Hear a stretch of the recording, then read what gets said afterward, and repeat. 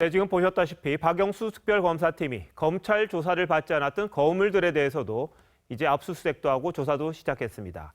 다들 아시겠습니다만 김기춘 전 비서실장, 조윤선 장관, 문영표 전 복지부 장관 등이 대상입니다.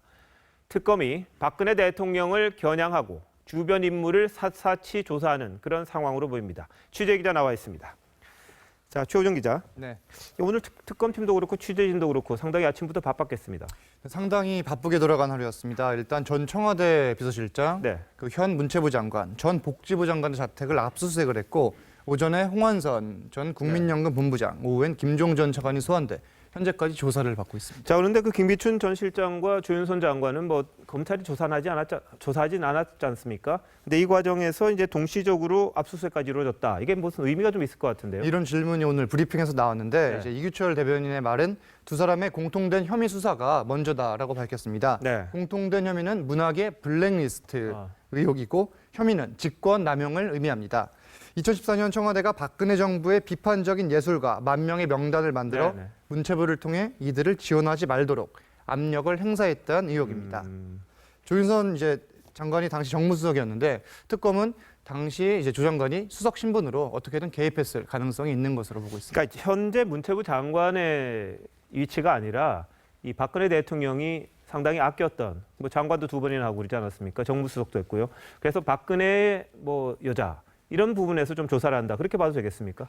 네, 현재 장관으로서의 조사도 있겠지만 더 구체적인 거는 정무수석 당시 어떤 행동들을 했는지, 네. 어떤 일들을 했는지를 조사하는 건데 그럼에도 조 장관은 비선 실세 최 씨를 모른다고 그렇죠. 계속해서 주장을 모른다고. 하고 있는 상황입니다. 영상 잠깐 보시겠습니다. 네.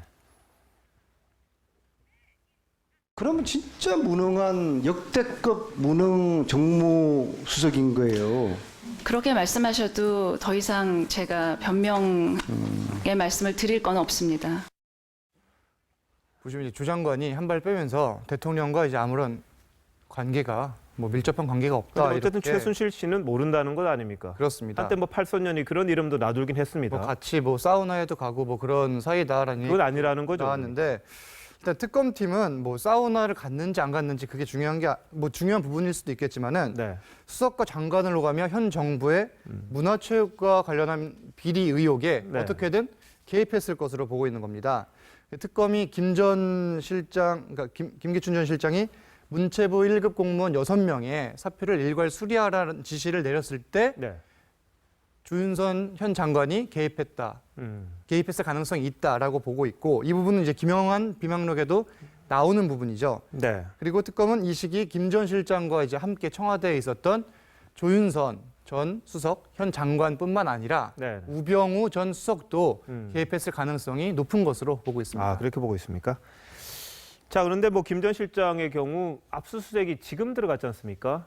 그래서 그렇습니지 모르겠습니다만 주변에서 이미 다 물건들을 뺐다. 이런 증언도 좀 나왔다는데. 김 전 실장의 이웃 주민이 취재진에게 한 말인데 네. 얼마 전에 짐을 다 빼서 오늘 갖고 나올 게 없을 것이라고 말한 겁니다. 사실 김 전 실장에 대한 압수수색은 네. 저희 뉴스뿐만 아니라 네. 대부분의 언론에서 다루지 않았습니까? 네. 야당 정치인으로부터 법률 미꾸라지란 말까지 듣는 김 전 실장이 과연 무방비로 그냥 기다렸겠느냐? 아닐 거라고 보는 게 대부분의 어떻게 시각입니다. 보면 상식적이겠죠. 예. 자, 그런데 말이죠. 문영표 전 보건복지부 장관 압수수색. 이게 좀 의미하는 게 좀 남다를 것 같던데 어떻습니까? 그렇습니다. 삼성물산과 제일모직 합병을 둘러싼 비리 의혹을 특검팀이 파헤치고 있는데 네. 박근혜 대통령을 정조준하고 있는 겁니다.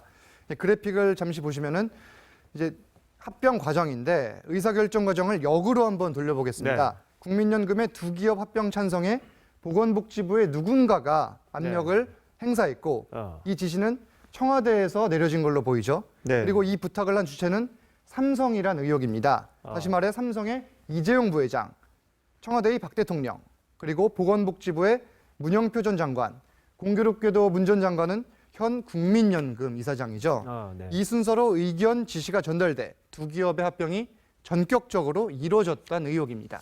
그렇다면 말이죠. 이게 박 대통령에 대한 뇌물 혐의 그걸 좀 노리고 있다. 이렇게 봐도 되겠습니까? 그렇습니다. 문 전 장관에 대한 압수수색 압수물을 갖고 와서 지금 검찰 특검이 조사를 진행 중인데 네. 유의미한 물증을 찾을 경우 제3자 뇌물의 퍼즐을 맞추는 중요한 단서가 될 수 있습니다.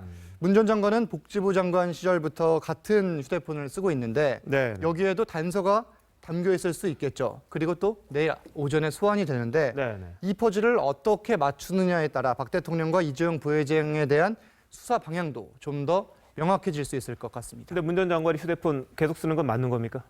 제가 이제 일주일 최근에 갔다 온 해외 출장 다음 날 통화를 하고 네. 그리고 요 일주일 사이에 전화를 했는데 신호음이 울리다가 네. 오늘 이제 오전 10시 10분쯤에 전화를 걸었는데 꺼져 있었습니다. 아, 그렇습니까? 이제 특검 브리핑하기 직전이었는데 아, 이제 유출을 하기에 이제 압수수색이 들어가고 특검이 확보를 하면서 네. 휴대폰이 꺼졌을 수 있고 아니면은 문 전 장관이 이제 다른 스스로 걸로 휴대폰을 끄고 다른 걸로 바꿨을 가능성도 배제할 수 없습니다. 알겠습니다. 뭐 조사를 해보면 나오겠죠. 알겠습니다. 오늘 여기까지 듣겠습니다. 고맙습니다.